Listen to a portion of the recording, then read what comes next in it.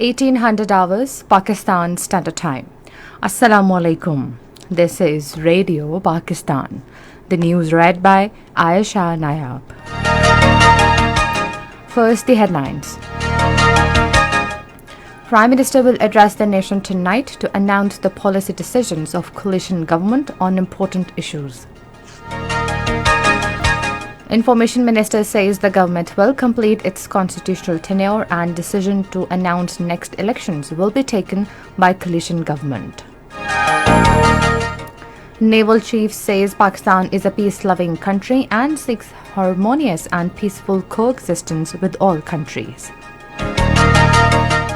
Pakistan and Indonesia have agreed to promote bilateral relations in diverse areas. In Indian illegally occupied Jammu and Kashmir, Indian troops in their fresh acts of state terrorism martyred 4 more youth in Srinagar and Pulwama districts today. The last T20 match between Pakistan and Sri Lanka women teams will be played in Karachi tomorrow.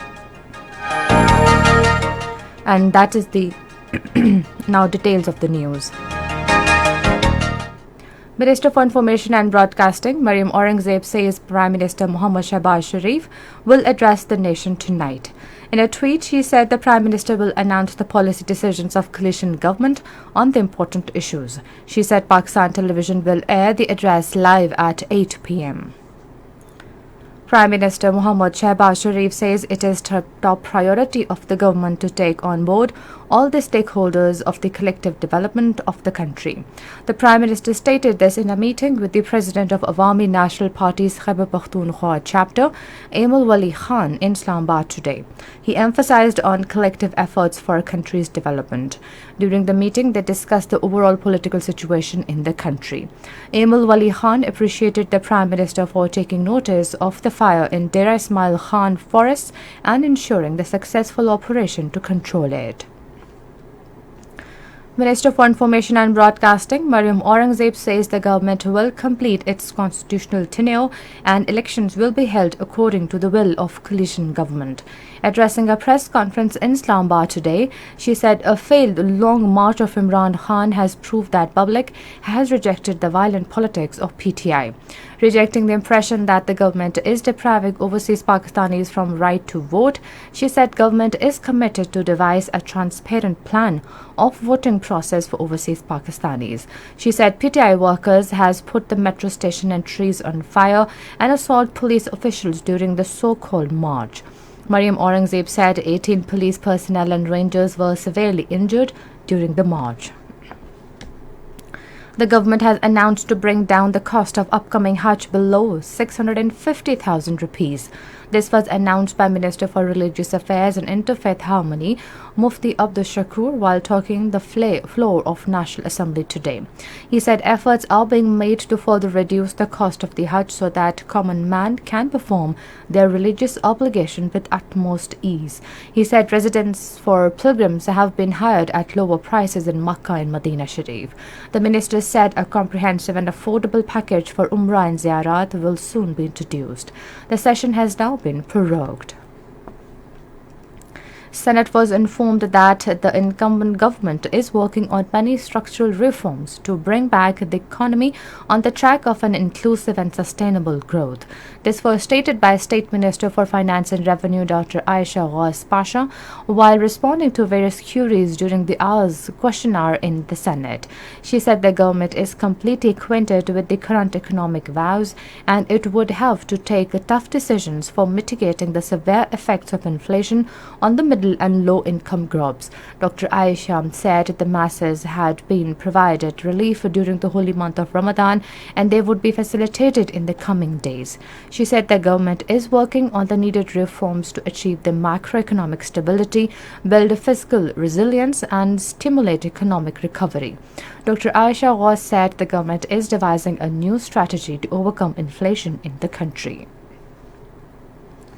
Minister of State for Petroleum Dr. Musaddad Malik says the government is committed to implement a comprehensive strategy to save poor segment of society from the impact of increased petroleum prices. Addressing a press conference in Islamabad today, he urged Imran Khan to show any government-to-government agreement or MOU with Russia, which can prove that PTI government was buying the petroleum products at lower prices. This is Radio Pakistan. Chief of Naval Staff Admiral Muhammad Amjad Khan Niazi says Pakistan is a peace-loving country and seek harmonious and peaceful coexistence with all countries. He was addressing the convocation ceremony of 51st Pakistan Navy Staff Course at Pakistan Navy War College, Lahore today. He underlined that rapidly transforming regional geostrategic environment requires vigilance coupled with operational alacrity to augment combat potential. Pakistan and Indonesia have agreed to promote bilateral relations in diverse areas, including trade, investment, health, education, and science and technology. This was agreed during the third bilateral consultative forum between Pakistan and Indonesia held in Bali. They expressed satisfaction over the momentum in bilateral cooperation in recent years and resolved to further enhance engagement in the political, economic, defense, and security domains.